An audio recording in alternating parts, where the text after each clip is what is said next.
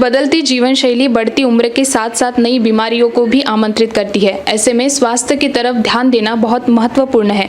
आज के आरोग्य मंत्रा के एपिसोड में हम जिंगाबाई टाकली के Arogyam clinic and piles relief centre में आए हैं, जहां पे डॉक्टर सूर्यकांत द्विवेदी हमें पाइल्स के बारे में जानकारी देंगे।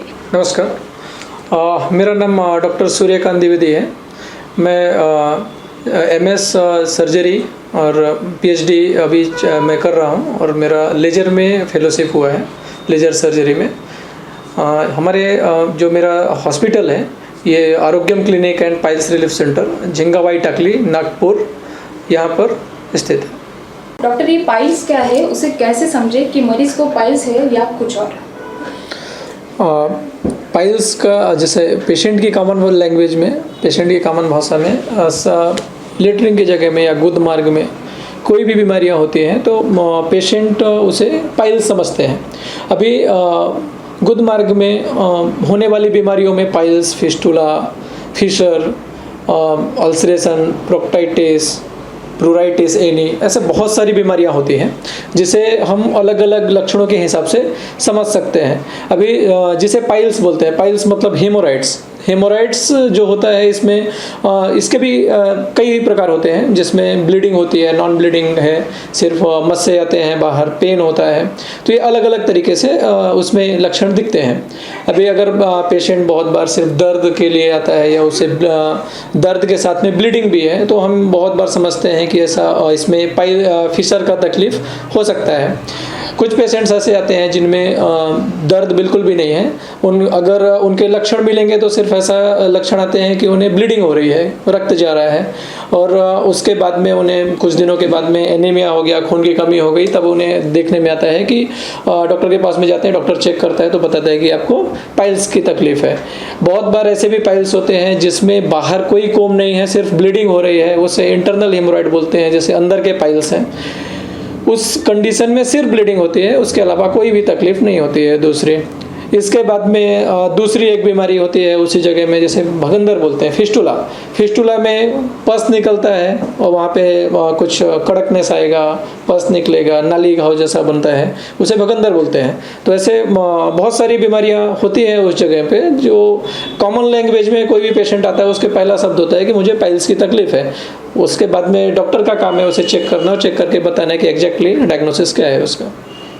एनोरेक्टल बीमारियों से बचने के लिए क्या करें? एनोरेक्टल में जो भी बीमारियां होती हैं, इसका जो मेन कारण एक तो आपका जो लाइफ स्टाइल, डाइट हैबिट कैसी है वो काफ़ी इम्पोर्टेंट है। लाइफ स्टाइल का मतलब है कि आपका डाइट क्या लेते हैं आप, नॉन वेज कैसा, कितना ज़्यादा है, हाई फाइबर कितना लेते हैं, वाटर इनटेक कितना है, उसके बाद में आपका नींद अच्छे से होती है नहीं होती है, डाइजेशन प्रॉपर है या नहीं है।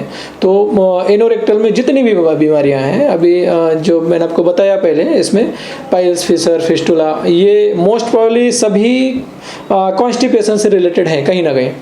तो उसमें पहला जो एम है कि हमें कॉन्स्टिपेशन ना हो, पेट साफ रहे, उसके लिए हमें हाई फाइबर डाइट लेना है, लाइफ स्टाइल इम्प्रूव करना है, थोड़ा एक्सरसाइज करें, तो इससे आप वाटर इनटेक बढ़ा दें तो आप उससे निजात पा सकते हैं। बदलती जीवन शैली के साथ साथ ये जो बीमारियां है निर्माण हो रही है, ऐसा कहना मतलब ठीक है? हाँ, बिल्कुल ठीक है, क्योंकि अभी जैसे बदलती जीवन शैली मतलब अभी आप जैसा वर्क करते हैं, आपका वर्किंग कैसा है। अगर आपका सिटिंग वर्क है, बहुत सारे लोगों का ऐसा वर्किंग रहता है सिटिंग कि वो 5 घंटे, 6 घंटे, 8 घंटे भी एक ही पोजीशन में बैठे हुए हैं।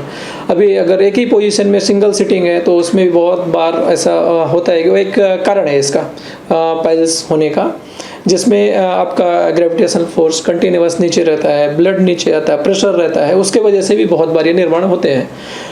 दूसरा, जिन लोगों की ऐसी लाइफ स्टाइल है कि लॉन्ग ट्रैवल करते हैं, लॉन्ग ट्रैवलिंग के वजह से भी बहुत बार ऐसा देखने में आता है कि एक थ्रोम्बस पाइल्स होता है, जो कंटिन्यूअस ट्रैवलिंग है, कंटिन्यूअस सिटिंग है, कॉन्स्टिपेशन, रिकरेंट कॉन्स्टिपेशन हो रहा है, उसके वजह से ये और बढ़ता है।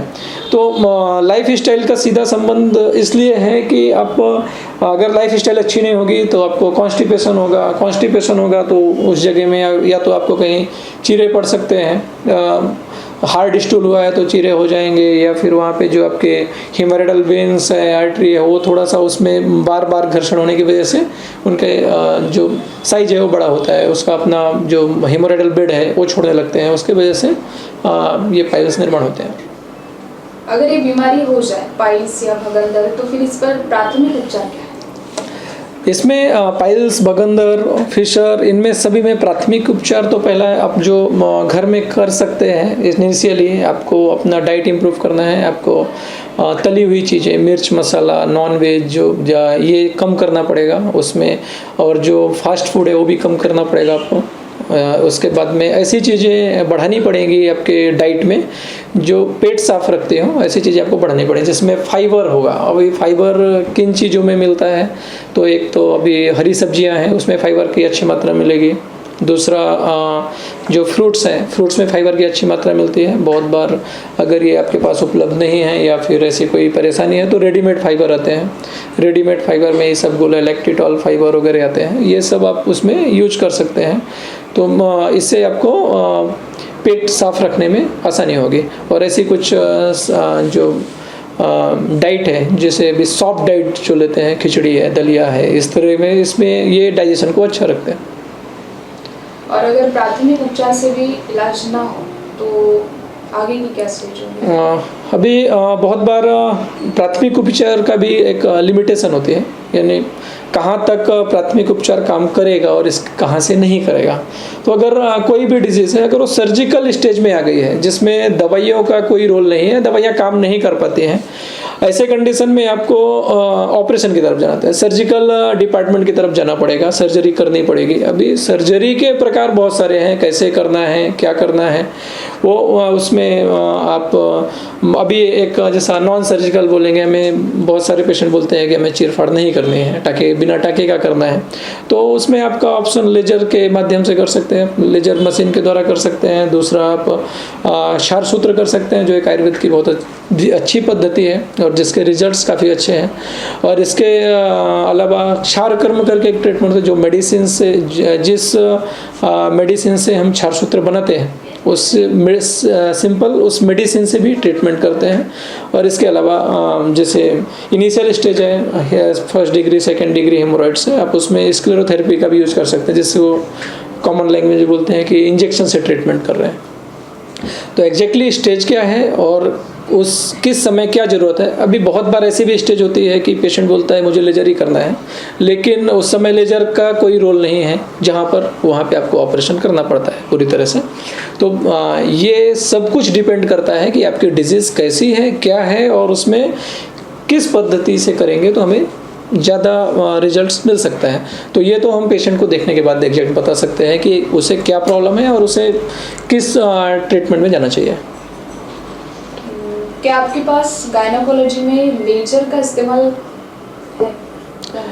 जी, गायनेकोलॉजी में यानी कॉस्मेटिक गायनेकोलॉजी, ये हमारे यहाँ पे भी ट्रीटमेंट होता है। कॉस्मेटिक गायनेकोलॉजी मतलब जो फीमेल से संबंधित बीमारियाँ होती हैं, जैसे अभी उसमें वजाइनल टाइटनिंग का एक ट्रीटमेंट होता है, वजाइनल लूजनेस हुआ है, या फिर white discharge, recurrent white discharge होता है। उसके बाद में जो वजाइनल ईचिंग होती है, तो इसमें हम लोग लेजर से उसका ट्रीटमेंट करते हैं। उसके लेजर की सिटिंग्स होती हैं, 2-3 सिटिंग्स, या डिपेंड ऑन द पेशेंट, 2 से लेके 5 सिटिंग तक होती है वो। और वो टोटली मतलब एस्थेटिक है, उसमें कुछ भी आपको एडमिट नहीं होना पड़ता है, उसमें कोई ऐसा एनेस्थीसिया नहीं होता है। लोकल यानी जैसा ऑफिस प्रोसीजर है, with in half an hour आपको एक आधे घंटे में आपको हॉस्पिटल से डिस्चार्ज भी हो जाता है। हार्डली आधे घंटे के लिए आना पड़ता है हॉस्पिटल में, उसमें पूरा आपका जो प्रोसेस है वो हो जाता है, उसमें आपको भर्ती होने की ज़रूरत नहीं रहती है। तो वो एक अच्छा ट्रीटमेंट है जिसमें हम सर्जिकली कुछ भी नहीं करना होता है, सिर्फ लेजर के द्वारा उसके प्रोब से हम लोग ट्रीट करते हैं।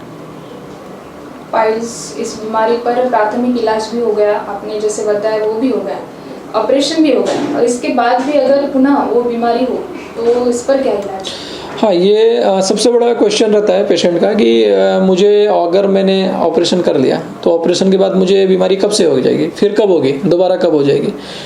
तो ऐसा मेडिकल साइंस में वही बीमारी फिर से नहीं होती है जिसमें हम समूल नष्ट कर दें। समूल नष्ट करने का मतलब है कि आपकी अगर उंगली में फोड़ा है, उंगली ही काट देंगे तो कभी होगा नहीं, राइट।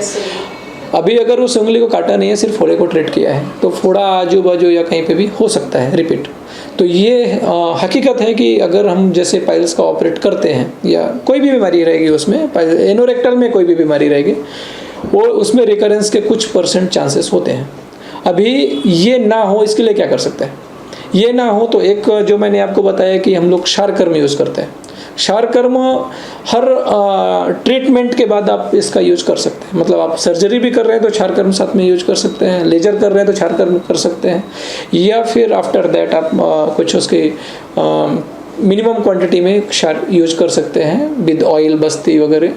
तो उससे रिकरेंस के रेट बहुत कम हो जाते हैं। ये सब करने के बाद में भी आपको कभी भी ऐसा फील होता है कि मुझे तकलीफ हो रही है आफ्टर सर्जरी, या फिर दवाइयों का भी ट्रीटमेंट लिया है और बीच में हो रहा है, तो इमीडिएट आप डॉक्टर को बताइए। मतलब कैसा है, बहुत बार ऐसा होता है कि आपको हार्ड स्टूल होगा, उसके वजह से भी उस जगह में आपको चीरे पड़ जाते हैं। अभी अगर उस चीरे को आपने ट्रीट कर लिया, दवाइयाँ ले ली, तो आराम से वो 2 दिन 4 दिनों में ठीक हो जाता है। अगर आपने उसकी दवाइयाँ नहीं की, आपने क्या किया, दर्द की दवाई खा ली, कुछ भी खा लिया, और आपको ही नहीं पता कि एग्जैक्टली वहाँ पे हुआ क्या है, उस कंडीशन में वो बीमारी बढ़ जाती है। ये बीमारी ऑपरेशन कोई 1 दिन 2 दिन के पेशेंटों का नहीं होता है। यानी अभी आज तकलीफ हुई और कल ही ऑपरेशन हो गया, वैसा बहुत कम होता है। वैसी एक ही सिचुएशन है कि आपको फोड़ा हो गया हो लेटरिन की जगह में, उसी कंडीशन में आपको ऐसा होता है कि भाई 2-3 दिन का ही हिस्ट्री है। अदरवाइज सभी जो ऑपरेट होते हैं पेशेंट, पाइल्स, फिशर, फिस्टुला, इनकी हिस्ट्री बड़ी मिलेगी आपको। यानी किसी को 1 महीने से, किसी को 2 महीने से, किसी को सालों से है। तो उसमें एक पेशेंट क्या करते हैं कि पेशेंट ने दवाई खाया, किस बात की दवाई खा रहे हैं? आपको ये कैसे पता है कि आपको पाइल्स है, फिशर है या फिस्टुला है, या उसके अलावा एक और बीमारी होती है पाइलोनेडल साइनस? आपको क्या है ये आपको कैसे पता? आप दुकान में जाएंगे, आप बोलेंगे मुझे पाइल्स की दवाई होना। जैसे कि हमारे पास भी पेशेंट आते हैं, वो बोलते हैं हमें पाइल्स का इलाज कराना है, ठीक है। अभी पाइल्स है कि नहीं ये तो मुझे भी नहीं पता, राइट। तो ये वो पहले से ही एक मेंटल स्टेटस है कि पाइल्स हो गया है या नहीं है, ये तो हम भी देखने के बाद बता सकते हैं, चेकअप करने के बाद बता सकते हैं। बहुत बार ऐसा देखने में आता है कि पेशेंट ने सालों साल डॉक्टर को दिखाया ही नहीं और दवाई खा रहे हैं, और उसके बाद में समझो डॉक्टर को दिखाया भी तो चेकअप नहीं कराया। मेरे पास भी ऐसे बहुत सारे पेशेंट आते हैं, एक आधी फीमेल आएगी समझिए, तो वो अगर साई है नहीं दिखाना है तो हमारे सेंटर में हम दवाइयाँ भी लिखते नहीं हैं। यानी मुझे ही नहीं पता तो मैं दवाइयाँ क्या लिख के दूंगा, मैं उसको दवाइयाँ दे नहीं सकता। तो इसलिए ये बीमारी के लिए शर्माने की ज़रूरत नहीं है, वो तो आपको ट्रीटमेंट कराना पड़ेगा। अभी नहीं करेंगे तो कुछ दिनों बाद कराना पड़ेगा। तो ऐसी कंडीशन में सबसे बेटर ये है कि आपको जब भी तकलीफ होती है, आफ्टर सर्जरी भी, ऑपरेशन के बाद में भी, तो आप डॉक्टर से मिलिए, कंसल्ट करिए। आप डॉक्टर से बात करेंगे, दिखाएंगे, तो डॉक्टर आपको उसके बहुत सारे रास्ते बता सकता है जो बिना ऑपरेशन से आपको ठीक करते हैं। अगर यही बीमारी फिर से बढ़ जाएगी तब ऐसा होता है कि फिर से ऑपरेशन करना पड़ रहा है। तो उस कंडीशन को बचाने के लिए हमें उस जो प्रिकॉशंस डॉक्टर ने बताए हैं वो लेने चाहिए, और हमें अगर कभी तकलीफ होती है इन फ्यूचर तो डॉक्टर को तुरंत कंसल्ट करना चाहिए। आपने जैसे बताया कि बहुत दिनों के बाद पेशेंट आते हैं, मतलब वो खुद डिसाइड कर लेते हैं कि उनको पाइल्स है और वो दवाइयाँ लेते हैं बाहर जी। तो उसका रिएक्शन हुआ है क्या किसी पेशेंट पे? ऐसी केस आई है क्या? जी बिल्कुल, ऐसा बहुत बार होता है। अभी हम लोग जब पेशेंट चेक करते हैं तो एक जैसे फिस्टुला की अगर बात करेंगे तो बहुत छोटे फिस्टुला होते हैं, जैसे सबक्यूट फिस्टुला बोलते हैं। ऐसे फिस्टुला में ट्रीटमेंट 4 या 5 दिनों के अंदर हो जाता है, ठीक है। नॉन सर्जिकल भी हो जाता है, उसमें सिर्फ क्षारसूत्र डाल दिया तो भी ठीक हो जाते हैं। बट होता क्या है कि वो ऐसी बीमारी है कि जिसमें अगर बहुत बार हमने एंटीबायोटिक्स दे दिया, पेन किलर दे दिया, सबसाइड हो जाता है, कम हो जाता है। उसमें पेशेंट को महीनों दर्द नहीं होता है। फिस्टुला एक ऐसी चीज़ है जिसमें ट्रैक होते हैं इंटरनल, जिसको हम नाली घाव बोलते हैं या पाइप बन गया है ऐसा पेशेंट बोलते हैं। तो ये जो ट्रैक होते हैं, ये ट्रैक बढ़ते रहते हैं। यानी उसमें जब भी पहले कुछ दिनों तक पस जमा होता है, पस जमा होने के बाद पेन होगा।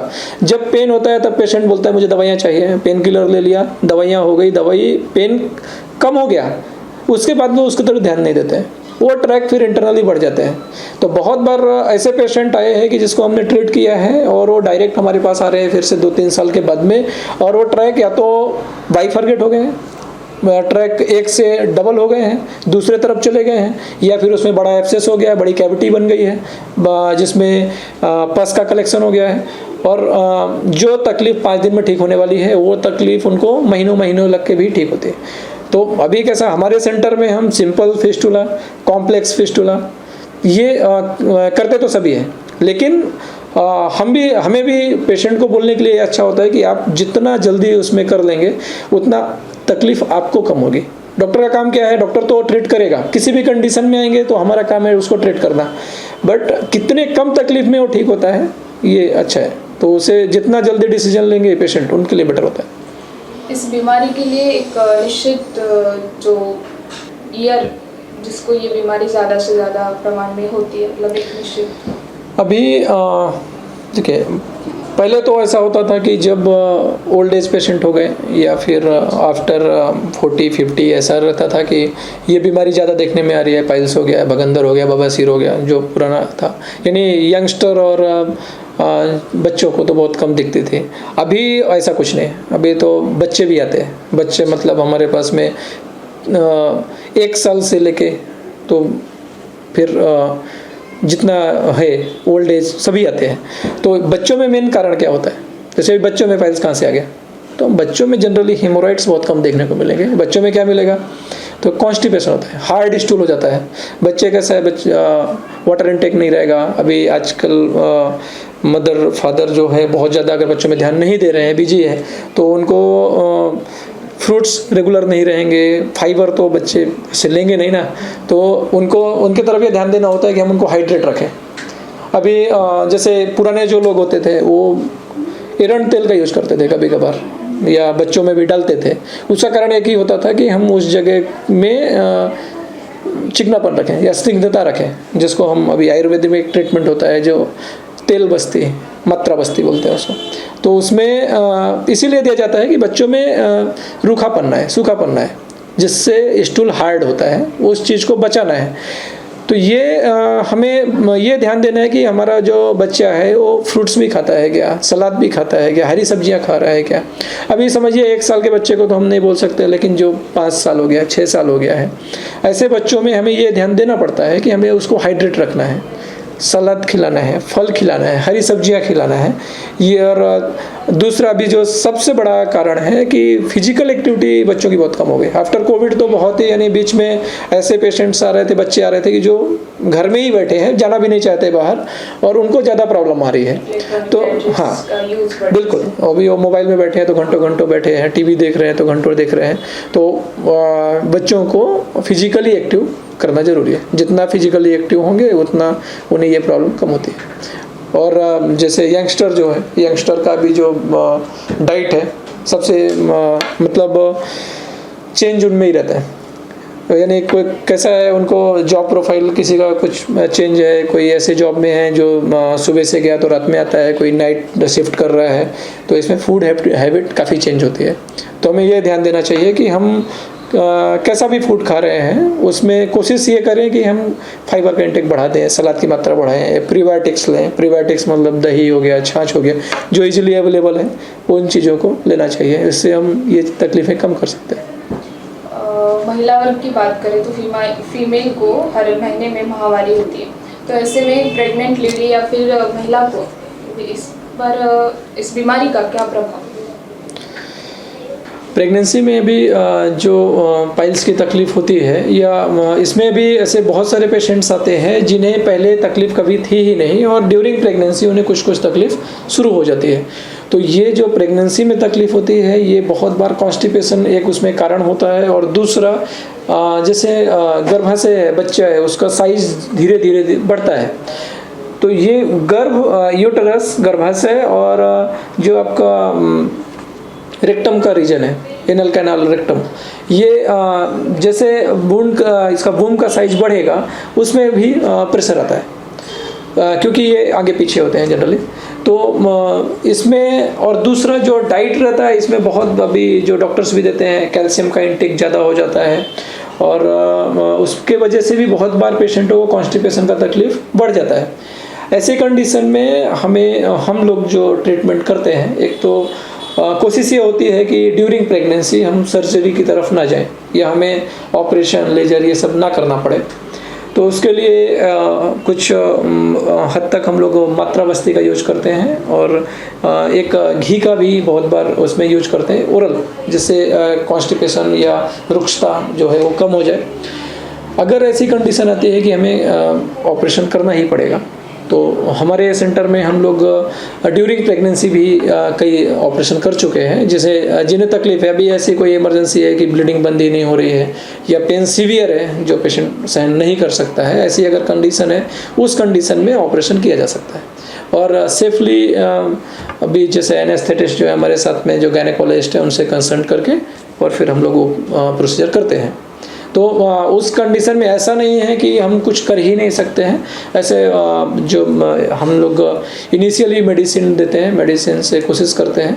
हमारा भी ये सोचना होता है कि ड्यूरिंग प्रेगनेंसी जितना कम से कम मेडिसिन में या बिना तकलीफ़ के हम उसको ठीक कर पाएँ, वो बेटर होता है, क्योंकि इसका इफ़ेक्ट मदर में और फीटस में दोनों में आता है। तो अगर मजबूरी है उस समय ऑपरेशन तो करते ही हैं, अदरवाइज दवाइयों से ही ठीक करते हैं। आज हमने आरोग्य मंत्रा के एपिसोड में पाइल्स की बीमारियों की जानकारी डॉक्टर सूर्यकांत द्विवेदी, जिनका Arogyam clinic and piles relief centre Jingabai Takli Nagpur में है, उनसे ली। इसी तरह नई बीमारियों की जानकारी के लिए देखते रहिए आरोग्य मंत्रा।